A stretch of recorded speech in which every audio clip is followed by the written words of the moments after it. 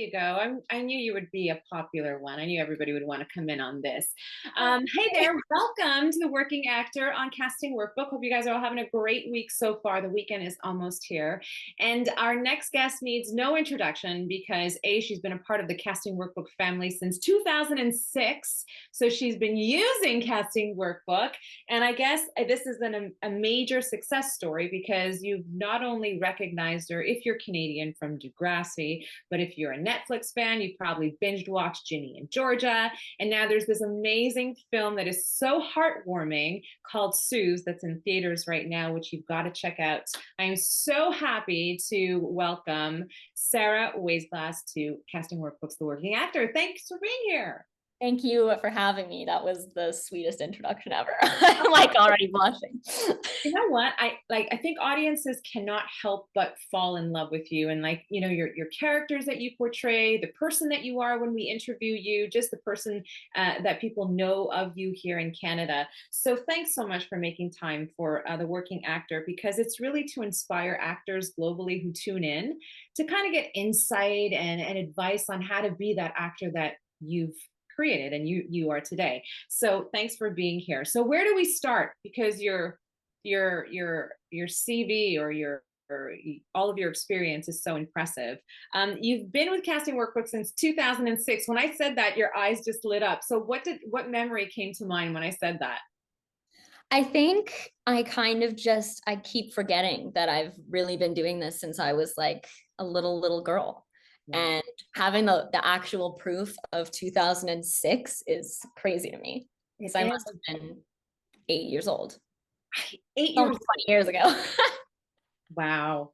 Congratulations. So you've been at this since 8 years old. What was it about the acting industry that kind of just made you say, this is what I want to do for a living?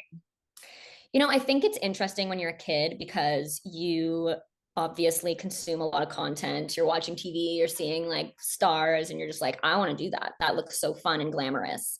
So I was really lucky because my mom, she still is a producer for commercials. And so I kind of had one foot in the door that way, like kind of a nepotism baby. But baby. But I remember like my mom was amazing and put me into it, and I didn't realize how much work it was. Like, I didn't realize that it was like 10-hour days as a little girl, like missing school trips and missing school period because I was like working. But I also know that it has made me who I am. And it has like, just all of the experiences I've had have just been so amazing to me and have made me grow so much as a person. And I actually took a break from acting for a little bit, which I think was good, because then my parents weren't like, oh, well, like we forced her into it anymore. Like, it was just like, it was completely my decision to go back to it. So I really like the route that I took. And I feel like, I can't believe I'm still doing it. Like, it's amazing, but I wouldn't want to do anything else. Well, we don't want you to do anything else. I mean, first of all, season 3 of Ginny and Georgia is going to be coming out, so you need to be in that. And this movie, SUZE, is so great. I saw it and I related to it in so many ways. I love the relationship of the mother-daughter dynamic here. Your character is a character that we've normally not seen you play. We're normally used to seeing you play, girl next door or a likable character, whereas your character Brooke in SUZE is a little bratty, perhaps we could say, right? So I just want to know, what was it that attracted you to Brooke, and what did you love about playing this, I guess, self-involved character? Well, first off, I got an email saying that they were interested in casting me, and they had already cast Michaela and Charlie. Oh, wow. Charlie, I've been friends with for years now, and Michaela is actually a comedic idol of mine. So I already was like, oh my God. And then when I read the script and saw how bratty indeed Brooke was, I fell in love with it even more, because what a change.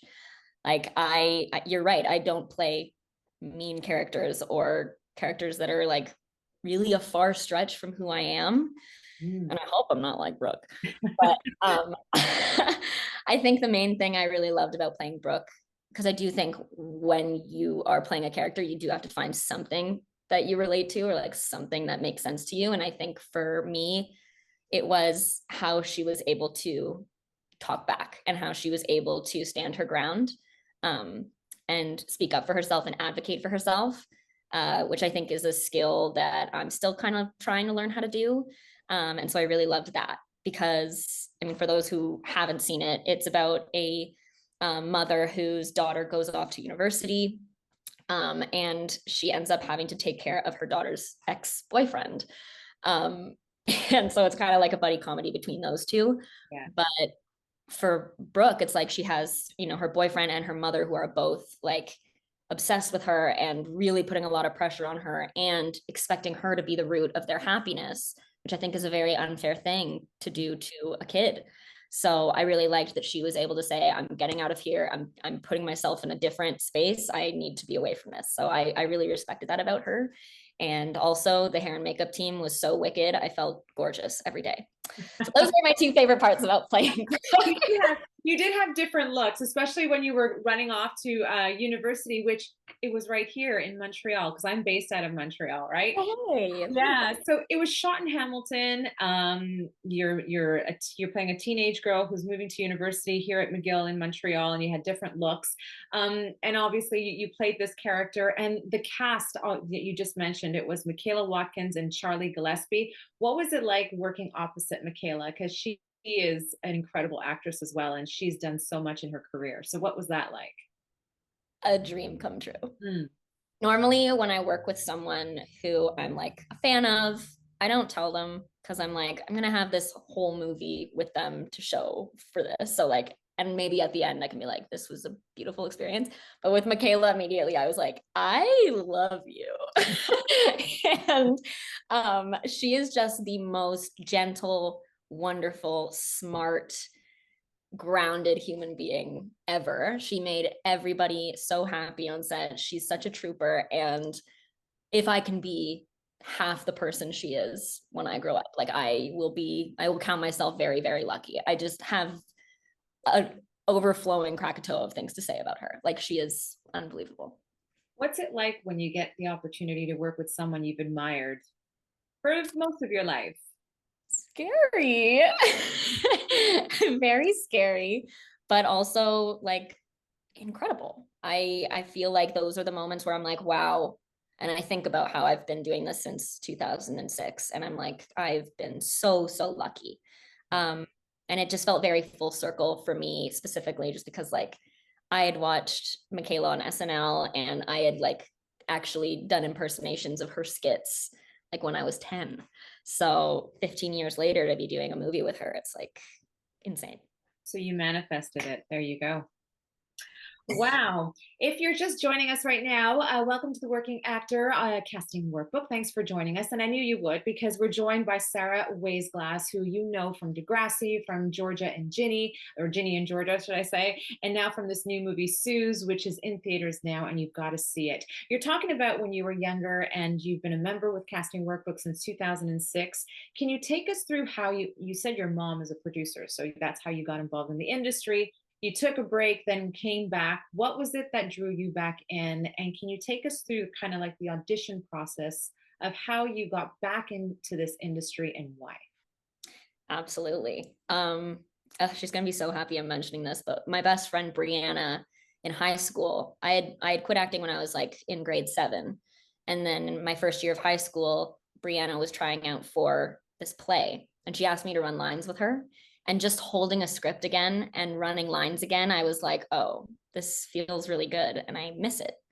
And so that kind of like started me thinking about it again. And then I went to go see Hunger Games, like the very first Hunger Games movie. And I was like, that looks like it was so much fun to film. Like, I would kill to be able to play a character like Katniss. Like, I think that's so cool, like book to movie adaptation, amazing.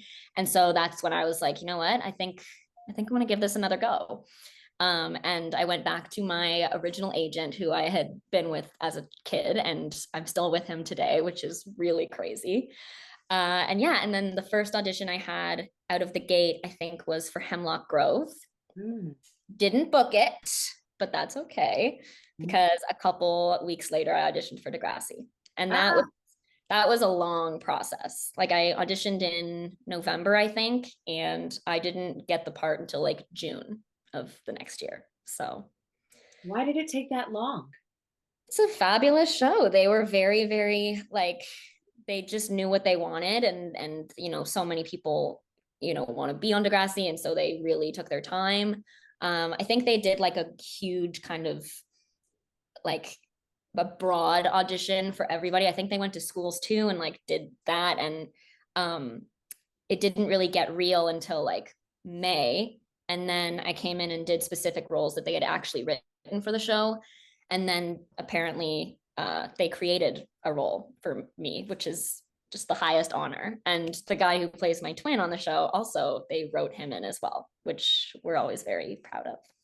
When you found out that you got the role in Degrassi, did you know that that was going to open doors for you, or did you know that it was going to change your life in some way? I mean, I think everybody knows Degrassi. So I think that's super exciting. Like every time I was on my way to work, if I was taking a cab, they'd be like, "Oh, where do you work?" And I'd be like, "Oh, I'm an actor." And they'd be like, "Oh, what have you been on?" And I'd be like, "Degrassi." And they'd be like, "I love Degrassi." I'd be like, "That's awesome." So I think that was an exciting part. And also all of my friends were so excited. Like they knew the show.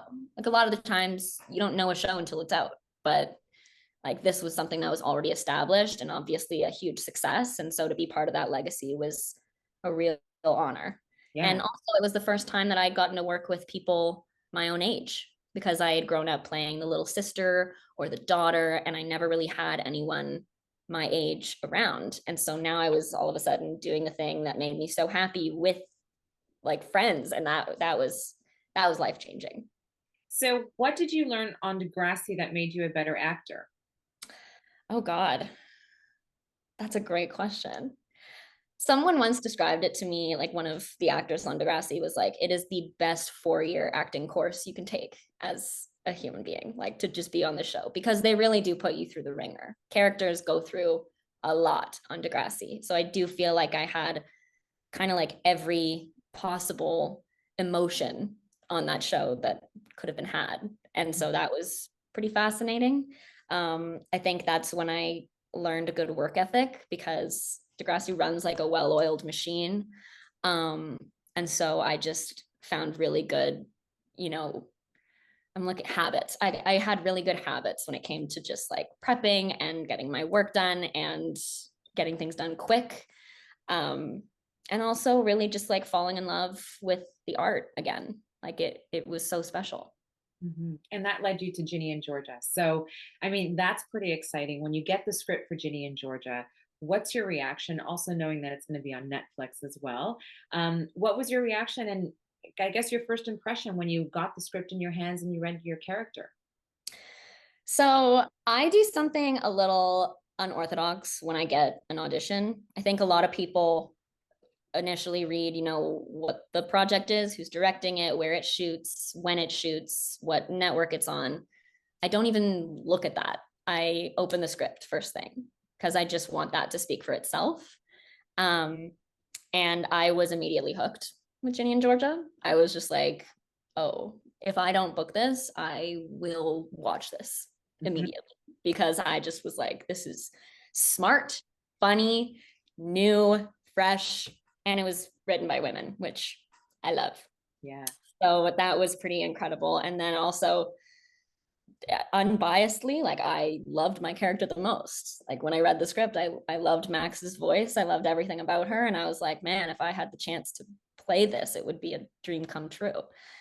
And lo and behold, I got the part.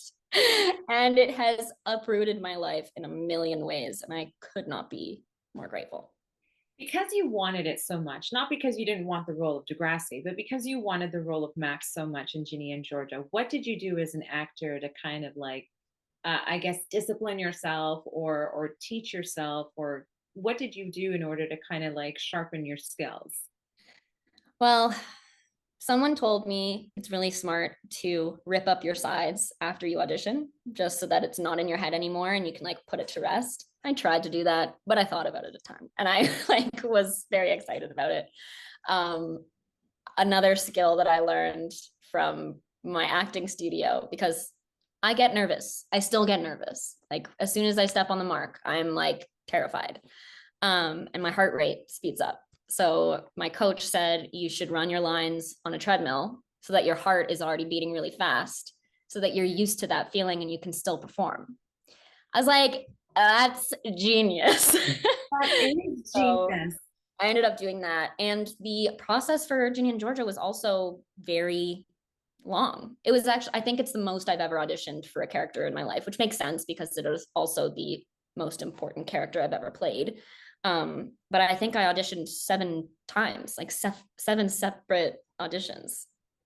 So what's going through your mind every time you get called back to do another audition for the same character? And what's the feedback that you're getting? I got the feedback that a lot of people were big fans, but that there were still some people who were iffy on me and couldn't really see it. So it was just getting to do it a million different ways. And I had, the first director come, and she kind of trained me, and we talked about different ways to go about it. I did the same cafeteria scene like 48 times in total. And I did it like trying to get me to do it a different way each time, which was like so stressful, but also so invigorating. And frankly, like I grew a lot because I was like, I didn't know one scene could be done so many ways. But yeah, I think it was just, I was just thankful every time I got a call. It was like I literally checked my phone every 6 minutes for a good month because I was like, I could get an email today. Who knows? And actually, when I did book the role, I had just finished. It was like 11 p.m. at night, and I had just finished crying in my bed because I thought I didn't get the role. And I was like sobbing. And then I looked over and I saw a text from the casting director being like, you booked it. And I was ecstatic.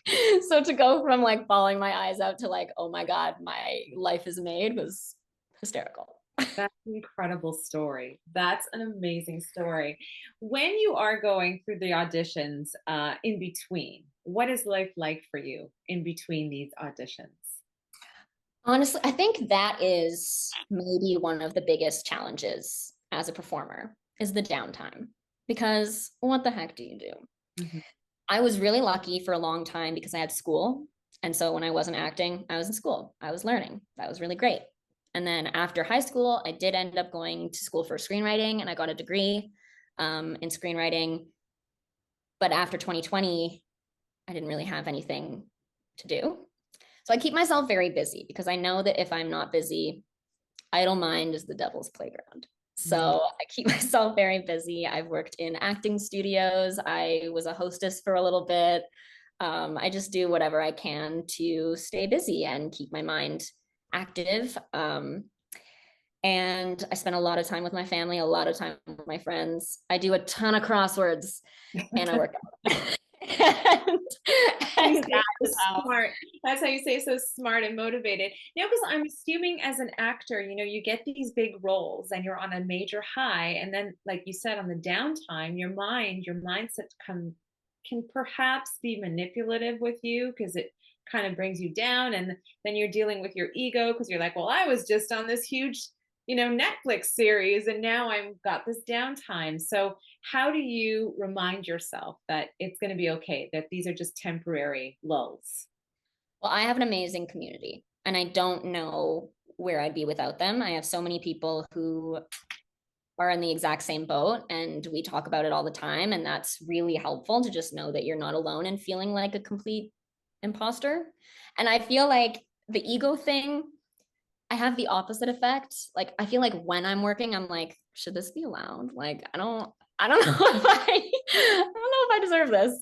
And so I make sure that every day that I am on set, I always go to sleep very grateful. And I always am like, how lucky am I to be working right now?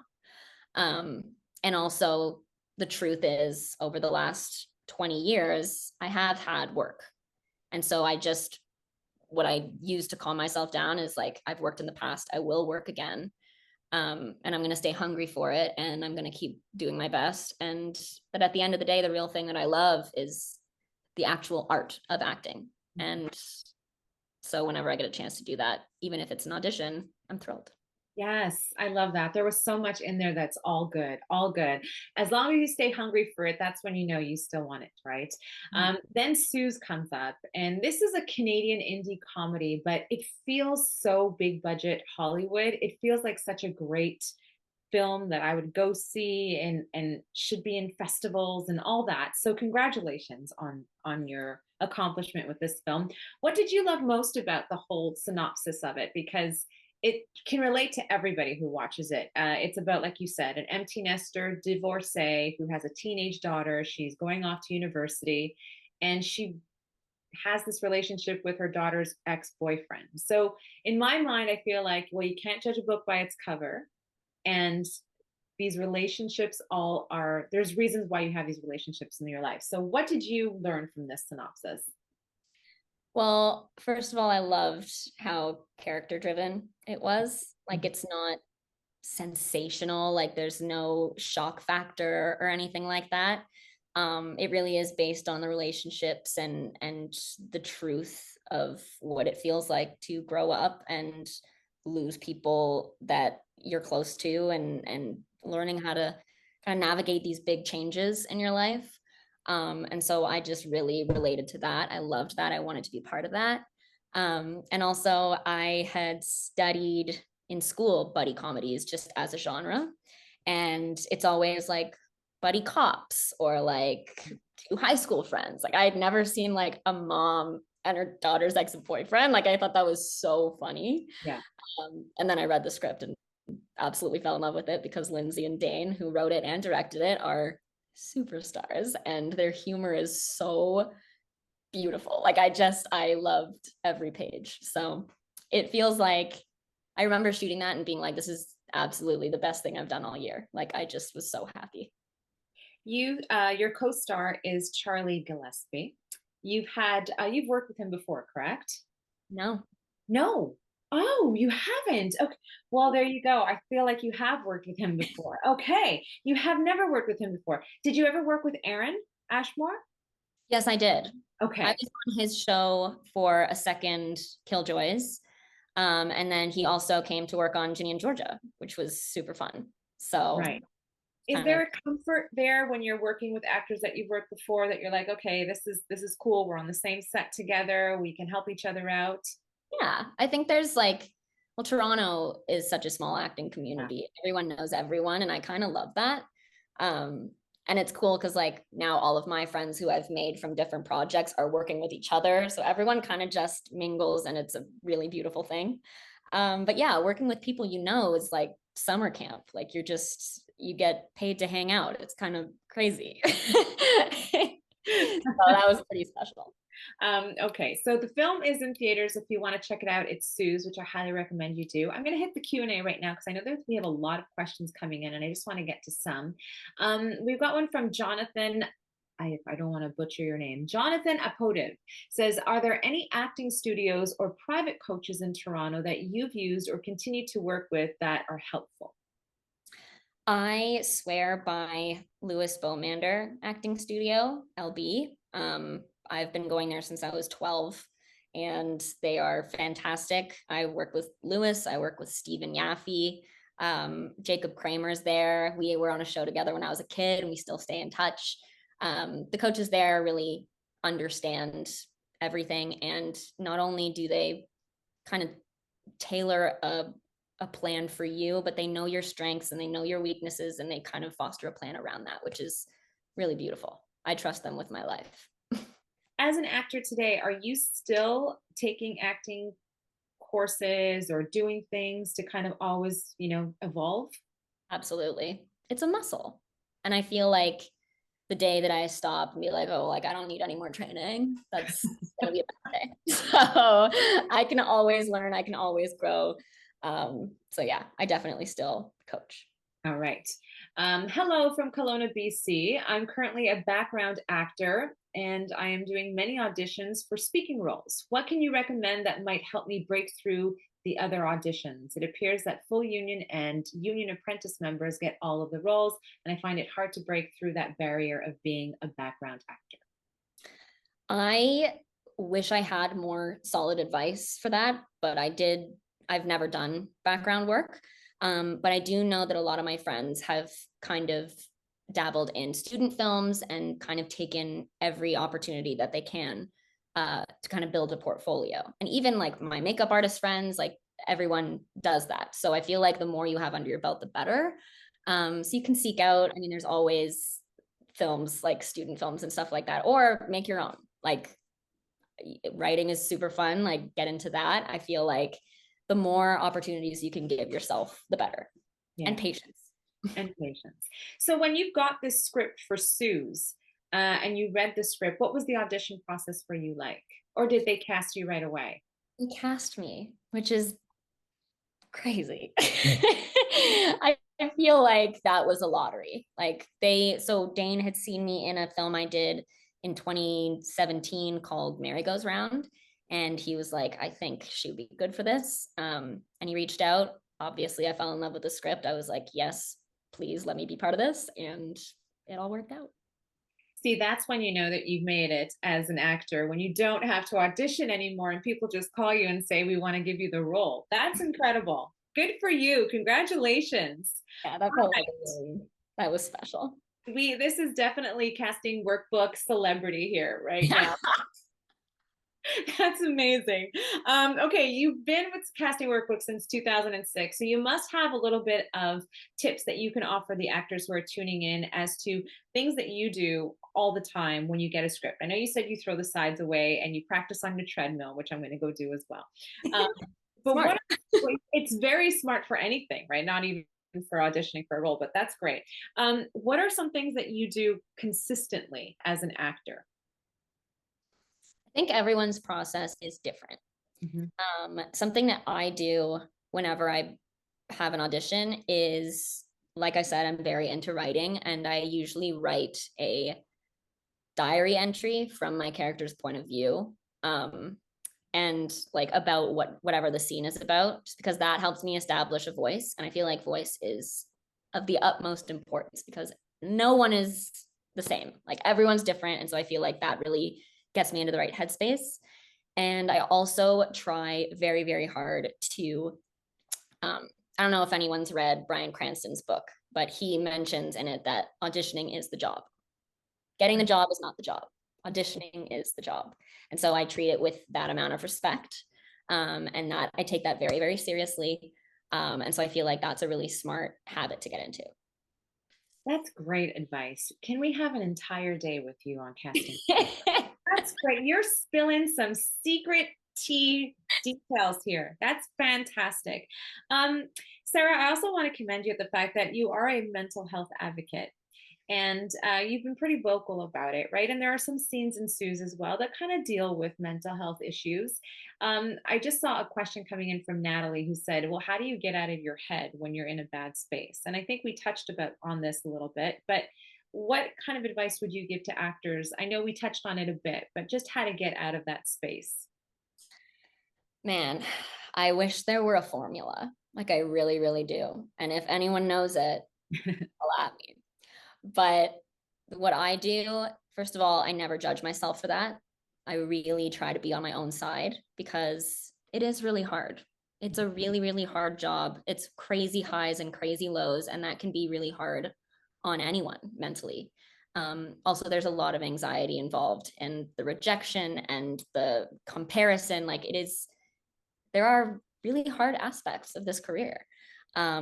I think the main things that help me is one, staying super busy, and two, having a really, really strong support system. Whether it's one person, whether it's 10, I'm really lucky. I have my family who is just always constantly, they've got my back and they are willing to talk me through whatever I'm going through. But friends, coworkers, I find a lot of kinship with the people who are doing what I'm doing because they understand it and they get it. But the main thing is to never judge. And you should be your own best friend because the only person who's going to be there for you 100% of the time is you. So be nice to yourself. What you're doing is hard. Yeah. Be proud. Good advice. Very good advice. I'll ask you just a couple more questions and I'll let you go because I know I don't want to keep you for the entire hour. What's it like traveling for your job? Because I know that you go back and forth from Canada to Los Angeles for different roles, etc. So what's the experience like working on Canadian productions versus American ones? So I've actually not worked in America, which is interesting. Like I've flown to LA and New York for events, but I've never actually like done a project in America. But I have a visa, which is great. And hopefully I book something in America soon. That would be nice. But it's really funny because growing up, I had a lot of issues leaving home. Like I would get extremely anxious. I'd bawl my eyes out. I did not want to leave. And there's actually been a few close calls where I was like top 4 for something that would have made me uproot my life and move to LA or do something like that. And I just genuinely was not ready. And what's really cool is like when I didn't book those roles, something else opened up. Like I was really close to booking an NBC comedy with a comedic idol of mine, and that would have needed me to move for half the year. And I didn't book it, and I was devastated, but I also was like a little bit relieved because I was not ready to leave my whole family and all my friends. And then 3 weeks later, I booked Degrassi. So I feel like everything really does happen for a reason. Mm-hmm. And it wasn't until I did a movie 3 summers ago now. It was my first lead role. And I had to go to Sault Ste. Marie, which was not super far from Toronto, but still an 8-hour drive. And it was the first time I was on my own. And I was so amazed that I wasn't bawling my eyes out every day. Like it was a shock to me. And it really changed my life because then I all of a sudden had this newfound confidence and kind of was able to manage my anxiety and realize that I grew so much as a person just from that 1 month of being away. And I think that kind of helped me travel more because now I'm like, well, if I did it for a month, I can do it for 2. And if I can do it for 2, I can do it for 4. So that's called growth. Yes. That is called growth. That is called growth. I've got a question from Stephanie saying, what are some tips to cry? I mean, you were talking about the fact that you really wanted to bawl your eyes out, but what are some tips on crying and to be vulnerable on screen? Do I give away my secrets? I don't know. Are we worthy? Because you can give away a couple, which are very good. The treadmill. The treadmill one is like actually fantastic, and I will tell everybody that because it has saved and me. Also writing in your diary as your character. Thank you. Thanks for liking those. I think there are many ways to go about it. Crying on cue is hard, and it actually takes a lot out of your body. So my number one thing is hydrate, because I notice that when I'm dehydrated, I can't cry. So I have to like chug a bottle of water. I have a funny story that I'm gonna say after. But a thing that's really helpful on set when you can't cry is they have this thing called a tear stick where they kind of blow something into your eyes and it's kind of like a mist and it just makes your eyes water. So there's that, which can physically make you cry, but you just have to bring that emotion to it, which is kind of the same as every other emotion you're doing, which you can do. I believe in you. Another thing is if you hold your eyes open for a very long amount of time, they will sting and water. Those are my tips. Yeah, okay, that's great, but you got to know how to do it properly as an actor, because if not, you're just gonna look like you're crazy. Yeah, and like of course you dig into your trauma. Yeah, of course. Do I want you to go home and open up that can of worms? No, but it is something that a lot of people do, me included, and it's hard. But being on set, it's a very safe space. It's a very safe environment to play and to kind of lose control in an organized way. And so I feel like that's really special. It's very therapeutic. Great. It's been so great having you here on The Working Actor. For everyone who's tuning in, Sara, I keep on saying it, Sara has been with the Casting Workbook family since 2006. How has Casting Workbook helped you with your career? I love looking on Casting Workbook, just seeing everything that's going on, seeing projects, like it just makes me happy. It just makes me realize how big this industry really is and how much I can do just from Toronto. And I feel like it's been a constant for me my whole life. And so I'm lucky to be on it. I'm lucky to be part of the fam. Oh, well, we love having you as part of the fam. And we also cannot wait to see season 3 of Ginny and Georgia. Can you give us, because we're family, a little bit of some inside scoop? I wish. I Oh. really don't know anything yet. I know that we're going to shoot end of April, which is very soon. Yeah. But I have no idea what's going on, what the story is. So I'm just as excited to read the scripts and bring it to life. All right. Well, when you start working on that, you're going to have to come back and tell us all about it. Okay. Okay. For till then, everybody go see SUZE. It's so good. You're going to love it. Sara is in it. She plays a different character than what you've seen today, but you're still going to love it so much. It's in theaters now. It's SUZE. And it's been so great to have you here on the Working Actor on Casting Workbook. Thanks so much. Thank you so much for having me. This was lovely. It was lovely to have you. Come back again. All right. All right. And thanks for everyone who's tuning in. We will be back again next week with a new Working Actor. Till then, have yourselves a great weekend. Bye.